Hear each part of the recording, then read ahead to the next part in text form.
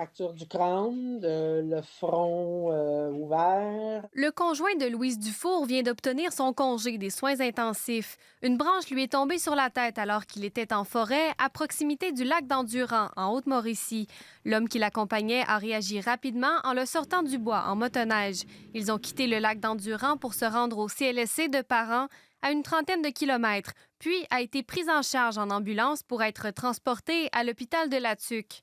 Il y a une ambulance qui est stationnée dans le CLSC de Parent, mais il n'y avait pas de premier répondant sur place, donc il n'y avait pas l'autorisation de partir avec l'ambulance. Ils ne sont que 2 dans le village. C'est là l'un des problèmes qui complique le déploiement des plans d'urgence du secteur Parent selon le comité santé.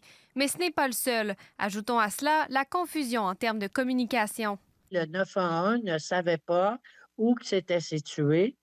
Il demandait la latitude, longitude. C'est un peu compliqué quand tu as quelqu'un plein de sang qui est à côté de toi. Est-ce que j'envoie mon laurier ou est-ce que j'envoie l'ambulance de la TUC? Et ça, c'est toujours le problème quand c'est sur ce chemin-là. Appelé à expliquer comment les soins d'urgence sont coordonnés, le CIUS de la région n'a pas été en mesure d'accorder une entrevue. Par courriel, on explique qu'en cas de situation d'urgence, les citoyens doivent composer le 911. L'appel est alors pris en charge par le Centre de communication santé de la Mauricie et du Centre du Québec, qui évalue la situation et coordonne le déploiement des ressources appropriées, soit des premiers répondants ou des paramédics. On mentionne aussi qu'une infirmière est en place au CLSC et peut aider pour stabiliser un patient au besoin. On a perdu, mettons, en heure et demie qu'on aurait pu sauver là, si la communication s'était faite plus rapidement.